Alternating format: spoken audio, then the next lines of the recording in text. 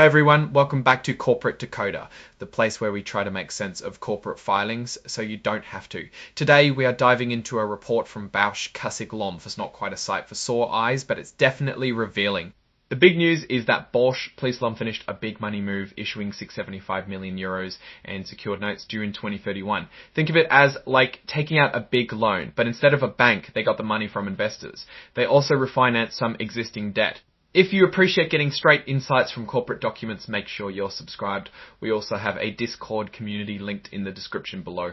These notes, which are like promises to pay back the money, were offered mainly to big qualified investors in the United States and to others outside the US. So your average person couldn't just go out and buy them. So what did they do with all that cash? They used it to basically pay off some old debts, including an existing revolving credit agreement and what they called Term A and Term B loans, all due in 2027. It's like consolidating your credit card debt to get a better interest rate or just simplify things.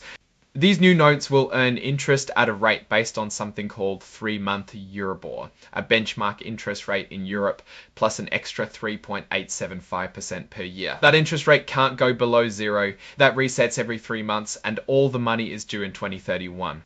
These notes are guaranteed by Bausch Lomb themselves, so it's not like they just took the money and ran. It's backed legally.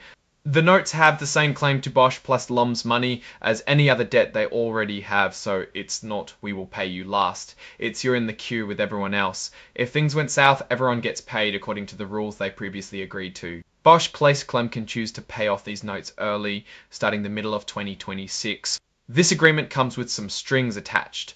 Bausch Lomb can't just do whatever they want. They have limits on how much more debt they can take on, what kind of investments they can make, and even who they can do business with. These kinds of limitations are pretty standard when a company borrows a lot of money. They also tweak their existing credit agreement with a third amendment. This involves new loans worth $2.325 billion, which expire in 2031, and replace their old revolving credit with a new one worth $800 million. A revolving credit is like a company credit card. The third amendment also adjusted some financial rules for the new revolving credit, changing how much debt they can have compared to their assets. This is like loosening the belt a little. It seems they are trying to get more comfortable, but not too comfortable. Écrit time now for my analysis. Bausch Lomb just made some significant moves to shuffle their debt, raise some fresh cash, and extend their payment deadlines further into the future. On the plus side, they've managed to consolidate some existing debt and push their repayment obligations out to 2031. This buys them some extra breathing room to operate and make investments. Having access to a beefed up revolving credit facility of $800 million also gives them additional financial flexibility in the short term. However, taking on 605 million euros in new secured notes and changing the debt limits comes with potential downsides. It means they're carrying a significant amount of debt. The agreements also put restrictions on their ability to make investments or deal with affiliates. So it's extra money on top of an existing agreement, which itself was modified. The good news is they also have more debt to pay. Overall, this seems like a strategic move to reorganize their finances, but it also increases Bausch Lomb's financial risk in the long run.